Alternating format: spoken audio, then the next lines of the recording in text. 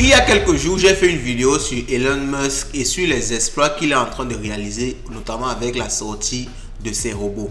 Alors si vous ne savez pas, si vous n'avez pas vu cette vidéo, je vais vous la laisser épingler plus haut, mais je vous résume déjà ça.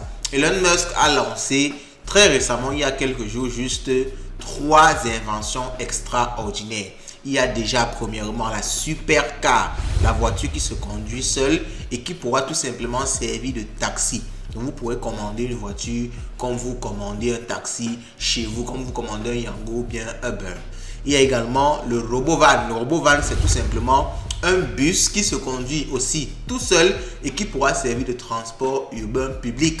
Donc le bus pourra faire, n'est-ce pas, certaines destinations et il viendra comme ça à l'arrêt de bus, il ramassera des gens, il va les déposer, il revient de façon automatique, autonome, fonctionnant grâce à l'intelligence artificielle de façon vraiment optimisée. En plus, c'est électrique. Et le clou du spectacle, c'est le lancement du robot. Robot tout simple, robot humain. Cet être humain-là, robot, qui permettra, n'est-ce pas, d'être votre compagnon au quotidien, mais également d'effectuer des tâches pour vous, préparer, faire la conversation, faire la cuisine et être tout simplement comme, on va dire, un ami, ok? Mais il faut vous rappeler que c'est un robot. Alors, suite à cette vidéo-là, j'ai eu beaucoup de commentaires et je suis tombé sur une vidéo, ok? C'est un des abonnés de la chaîne qui m'a envoyé cette vidéo-là en me disant que Elon Musk n'invente rien du tout, il copie tout simplement de la Chine. Et il m'a envoyé cette vidéo là, je vais vous la mettre ici. On va essayer de la voir et bon, c'est mieux qu'on la voie et on revient en faire le commentaire. Allons-y, on voit ce documentaire là. C'est l'une des usines automobiles les plus sophistiquées au monde. Nous sommes chez Zeekr, un constructeur de voitures électriques de luxe. 130 hectares et seulement 2000 employés, car ici, tout ou presque, est automatisé. Les nouvelles technologies comme la 5G et l'intelligence artificielle nous permettent de surveiller en permanence la qualité et l'efficacité de notre production. Ouverte il y a à peine 3 ans, cette usine peut fabriquer une voiture par minute. Ici, quasiment tous les composants sont fabriqués en Chine, des moteurs aux batteries. Sur cette ligne de production, nous assemblons les batteries et le moteur électrique automatiquement. C'est une étape cruciale pour nos voitures. On utilise des batteries fournies par les meilleurs fabricants de Chine. Avec 3/4 des batteries produites dans le monde, la Chine domine l'ensemble de la chaîne de valeur des voitures électriques. Un immense avantage pour les constructeurs chinois qui leur permet de réduire drastiquement les coûts de fabrication et de se lancer à l'international. Aujourd'hui, à peu près 10% de nos voitures partent à l'étranger. Dans le futur, on espère augmenter nos exportations et avoir plus de parts de marché à l'international. En tête des ambitions mondiales de la Chine, le marché européen. Déjà une voiture chinoise exportée sur 2 l'est sur le vieux continent. Face à cette offensive, l'UE s'inquiète de pratiques commerciales qui seraient déloyales.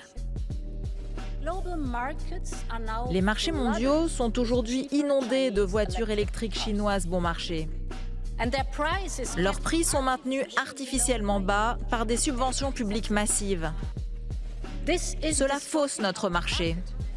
La Commission lance une enquête anti-subvention sur les véhicules en provenance de Chine. Pékin a versé 25 milliards d'euros au secteur en exonération fiscale en 10 ans. Un cabinet de conseil estime même que le montant total du soutien gouvernemental serait 2 fois plus élevé. Des investissements massifs pour devenir une puissance automobile de premier plan. Résultat, BYD, le numéro 1 chinois, a produit plus de voitures électriques que l'américain Tesla au dernier trimestre 2023, une première. Et la Chine a dépassé le Japon pour devenir le premier exportateur automobile mondial. Ce développement à marche forcée a fait des gagnants et des perdants. Ici, des centaines de taxis abandonnés sur un terrain vague. Des cimetières de voitures électriques comme celui-ci, on en trouve un peu partout en Chine. Des modèles de mauvaise qualité, avec peu d'autonomie, vite délaissés. Ce sont les vestiges de centaines d'entreprises qui ont fait faillite. Aujourd'hui encore, la compétition est rude. Les constructeurs font tout pour se démarquer. Dans ce magasin Zeekr à Shanghai, on vend des prestations haut de gamme. C'est une porte tactile. Regardez, ça s'ouvre tout seul. Quand vous allez mettre le pied sur le frein, elle va se fermer automatiquement. À 27 ans, ce Shanghaïen s'apprête à acheter sa première berline. Électrique, bien sûr, mais ce n'est pas l'argument écologique qui l'a convaincu. En soi, je n'ai pas de préférence entre les voitures à essence et les voitures électriques. C'est juste que maintenant, pour le même prix, les électriques offrent une bien meilleure expérience aux clients. L'électrique est devenu une évidence, notamment grâce aux exonérations fiscales à l'achat jusqu'à 4 000 € par véhicule, soit environ 10% du prix de cette voiture. Sur le marché chinois, l'année dernière, c'est notre modèle le plus vendu dans la catégorie des véhicules à plus de 40 000 €. Et on la vend aussi en Europe. Microprocesseur dernier cri, intelligence artificielle à commande vocale, le plus d'options possibles pour séduire les clients. En Chine, nos clients veulent vivre des expériences exceptionnelles. Donc on a intégré une intelligence artificielle interactive dans le système de la voiture. Parce que la technologie rend la vie plus belle. Et la Chine ne s'arrête pas là. À première vue, cette voiture bleue n'a rien d'original. Sauf qu'elle se conduit toute seule. À bord, pas de chauffeur. Ces véhicules autonomes se multiplient sur les routes du pays. D'après une étude, la Chine devrait en compter 12 millions d'ici 15 ans. Bon, on va s'arrêter là. Alors certes, il n'y avait plus trop de temps, ok. Il restait juste 1 à 2 minutes pour la fin du documentaire. Un documentaire disponible sur France 24. Je pense même qu'ils vont censurer la vidéo ou bien la démonétiser parce que j'ai réutilisé du contenu de France 24. Donc je ne compte que sur vos likes et sur vos commentaires pour booster, n'est-ce pas, cette vidéo, ok. Donc allez-y, likez et boostez la vidéo. Bon, alors pourquoi est-ce que j'ai tenu à vous mettre ce documentaire là? Déjà, premièrement, avant d'arriver même sur Elon Musk, je tiens à réveiller un peu les jeunes africains, ok.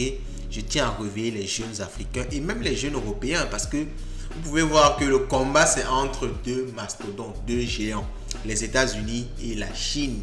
Même les Européens sont actuellement saturés avec les technologies qui viennent d'ailleurs. Eux-mêmes, ils n'arrivent plus à suivre le rythme. Ça va tellement vite en Chine. Vous voyez à quel point, on vous dit que on crée une voiture électrique par minute. Une voiture par minute, les gars. C'est-à-dire en 1 heure, le temps de cette vidéo seulement, ils ont créé déjà 10 voitures. Le temps que je finis cette vidéo, que je la publie, ça fait peut-être 1 heure de temps, ils ont créé déjà 60 voitures. Ça va tellement vite. C'est une concurrence exacerbée. On vous dit que l'État finance, l'État encourage l'entrepreneuriat jeune en donnant des exonérations fiscales. Il ne paye pas d'impôts, il ne paye pas de taxes parce que l'État veut les booster, veut les lancer. Et l'État vend même à prix réduit, à prix cassé pour qu'ils envahissent le monde entier. Vous voyez à quel niveau de concurrence on est? Donc quand je vois nous, la jeunesse africaine, on s'amuse, on joue, on vraiment ne sait pas, on ne connaît pas les enjeux. C'est la guerre dehors, c'est chaud dehors. Il faut qu'on se batte si on veut se faire une place dans ce monde. Sinon, on sera comme d'habitude, comme on a toujours été, des esclaves, ceux qu'on maltraite, ceux qu'on malmène, ceux qu'on torture. Il faut qu'on se fasse respecter et ça passe par le travail, ça passe par la technologie. Ok? Bon, maintenant on va revenir à Elon Musk. Alors comme je le disais en introduction, Elon Musk a présenté, alors il faut quand même que je le précise, hein, cette vidéo-ci ne parle pas du robot humain, cette vidéo ne parle pas du robot van, mais ça parle du concept qu'il a présenté comme un élément d'avenir, mais qui est pourtant déjà implémenté en Chine. Vous avez vu à la fin de la vidéo, cette femme utilise déjà une application où elle est capable de commander une voiture qui se conduit seule. La voiture vient la chercher et l'amène où elle veut. Pendant ce temps, elle peut voir un film, elle peut dormir, elle peut faire ce qu'elle veut à l'intérieur de la voiture. Donc, Elon Musk a présenté ça comme un élément d'avenir, comme quelque chose d'innovateur. Pourtant, en Chine, c'est déjà le cas. C'est déjà des entreprises de VTC. Des gens achètent déjà ces voitures-là et les mettent comme ça, n'est-ce pas, en transport, en taxi, quoi. Donc, vous pouvez commander ça et eux, ils vont gagner de l'argent en retour dessus. Là-bas, on parle de près de 12 millions de voitures qui seront, n'est-ce pas, en circulation, de voitures qui se conduisent seules, qui seront en circulation dans quelques années. Vous voyez à quel point ça va vite. Donc, avec ça, dans ce cas, est-ce qu'on peut se poser la question, ou du moins, est-ce qu'on peut ne pas se poser la question si effectivement Elon Musk n'est pas un tricheur? Est-ce qu'il n'a pas pris l'idée de là-bas? Il essaie juste de l'importer au niveau de l'Occident. C'est une question que je vous pose. Je Je n'ai pas la réponse. En tout cas, j'ai tenu à partager avec vous pour, au-dessus même de cette concurrence d'Elon Musk, au-dessus de voir s'il copie et tout, nous réveiller, nous montrer que on doit se battre, les gars. On doit vraiment se battre. Et aussi, pour vous dire que l'entrepreneuriat n'est pas toujours d'innover. Ok? Innover n'est pas toujours créer tout de soi-même. Ça peut être copier, ajouter des différences. C'est également ça, innover. Parce qu'on pense toujours qu'en entrepreneuriat, il ne faut jamais copier. Il faut toujours prendre tout de façon magique. Non. Ok? Tu peux copier quelque chose, tu ajoutes ta part et en quelque sorte, tu as innové. D'ailleurs, si Elon Musk copie, qui êtes-vous pour ne pas copier? Alors, c'est en même temps une vidéo d'information, une vidéo d'encouragement, une vidéo de motivation, les gars. Allons-y, bossons dur. Le monde nous appartient.